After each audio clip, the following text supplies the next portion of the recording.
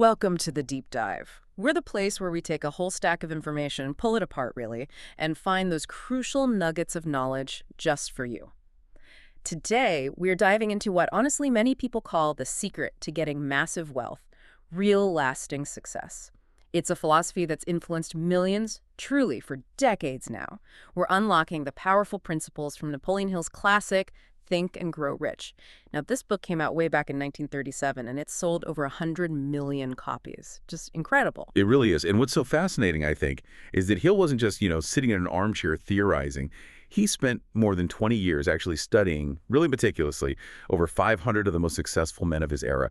We're talking giants like Rockefeller, Henry Ford, Thomas Edison, Andrew Carnegie, Charles Schwab. His whole mission was to figure out why. Why did they amass such incredible wealth? And he uncovered these principles that, well, you'll hear, they still resonate so powerfully today. It's amazing, isn't it, how many of these ideas, even though they're almost a century old, they line up so well with modern psychology, neuroscience, even peak performance studies. It's almost like Hill's sort of reverse-engineered success, before we even have the fancy terms for it. So our mission for this deep dive is pretty straightforward. Give you a shortcut, a way to really grasp these timeless principles, to understand how your thoughts genuinely can shape your reality.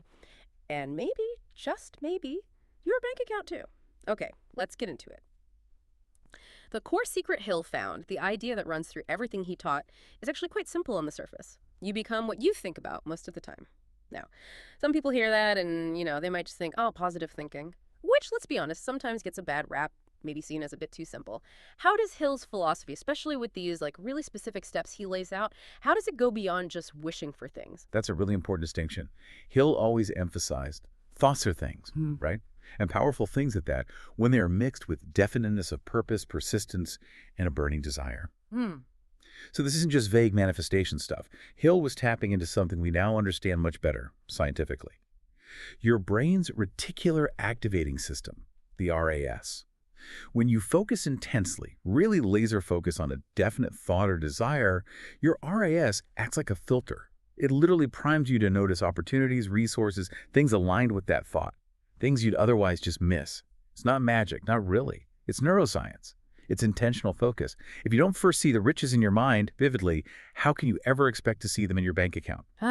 Okay, so you're actively programming your internal radar, so to speak, makes sense. And once you've got that powerful conviction, that internal picture, Hill's first practical step, the real ignition switch for everything else, is what he calls desire. But again, it's not just a casual wish, is it, or a hope. It has to be a burning desire for something definite, that obsession, that white-hot intensity you mentioned. Yeah, exactly, a burning desire. And Hill, being very practical, laid out 6 very definite steps. Steps to actually transmute this desire into money, into reality. These are super actionable, designed to really program your mind. First, you have to be exact. How much money precisely? No fuzziness. Second, determine exactly what you intend to give in return. There's always a price, right? Nothing's truly free. Third, set a deadline, an exact date when you intend to possess the money. Fourth, create a definite plan. And crucially, start acting on it immediately. Right now, even if you don't feel ready. Action is key. Fifth, write it all down. Steps 1 through 4. A clear, concise statement. Make it tangible. And finally, sixth, read the statement aloud twice a day. Morning when you wake up, night before you sleep. And here's the critical part. As you read it, you have to see, feel, and believe you already possess it. Wow.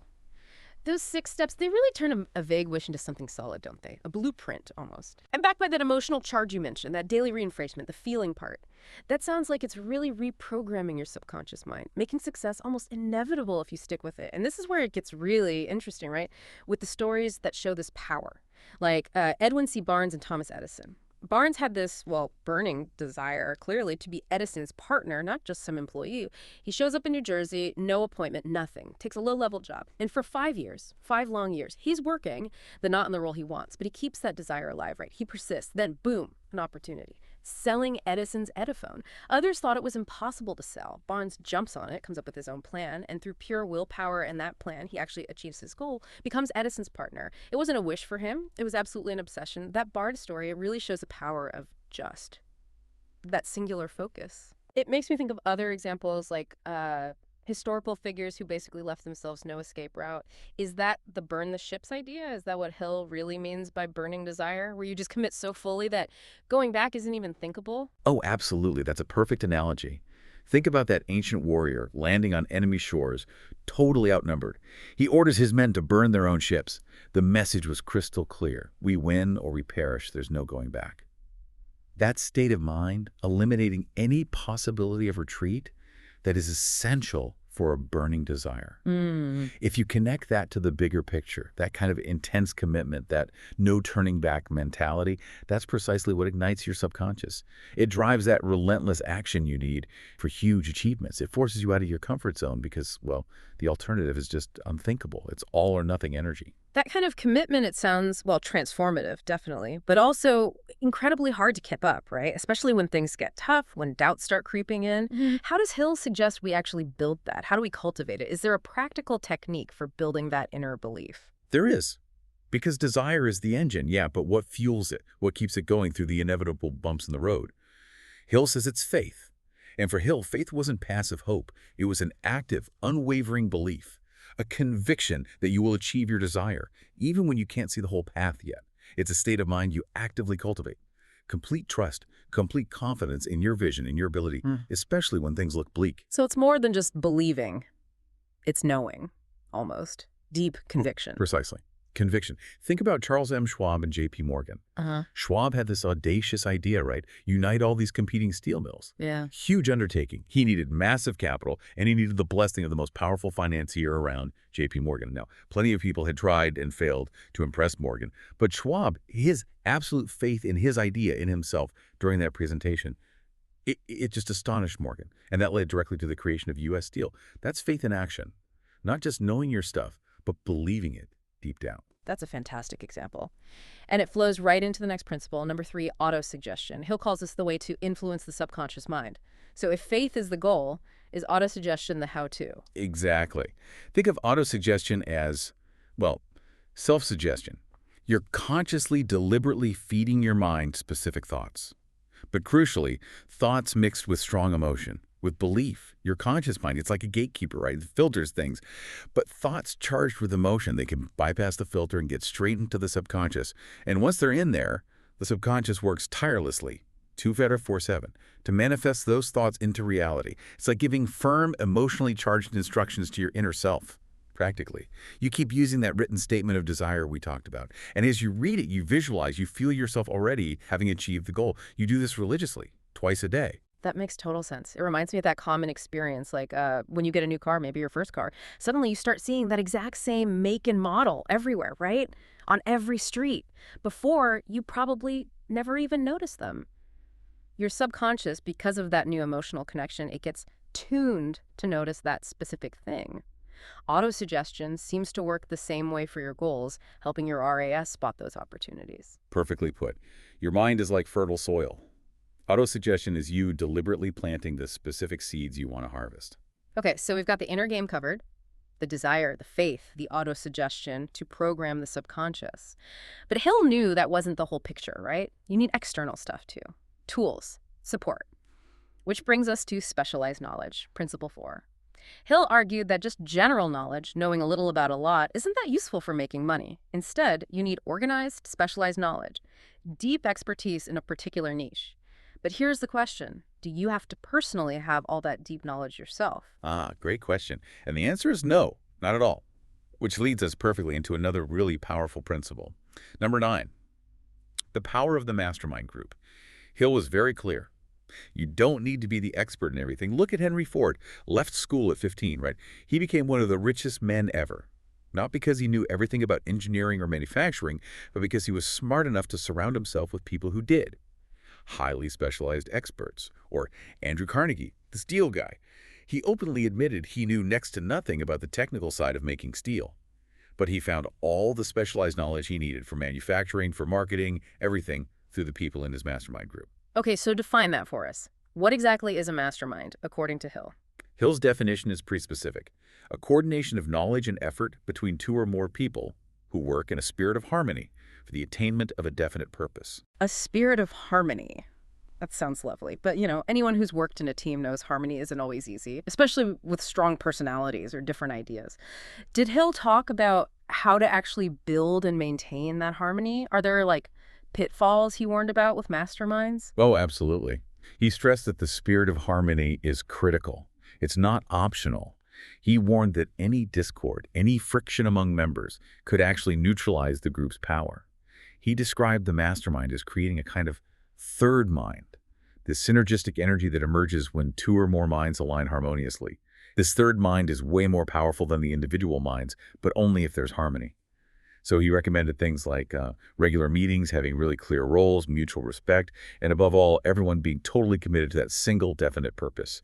Without that harmony and shared goal, he said, it's just a committee. It's not a true mastermind. And think about it today with technology. You can build these alliances globally now. Access to specialized knowledge is potentially even greater than in Hill's time. That third mind concept is really powerful. And it makes sense that this kind of alliance, this mastermind, is crucial for the next step. Organized planning, which is principle 6. Ideas start in the imagination, right? Principle 5. Either synthetic imagination, just rearranging old ideas in new ways, or creative imagination, where totally new insights seem to come from nowhere. But those brilliant ideas, they're useless without definite practical plans to make them happen. Exactly. And here's a really vital piece of advice from Hill on planning. If your first plan fails, don't give up on the goal. Just replace the plan. Temporary defeat is not permanent failure. Think about Edison again. How many times did he fail before perfecting the light bulb? Thousands, right? 10,000 failed plans, as the story goes.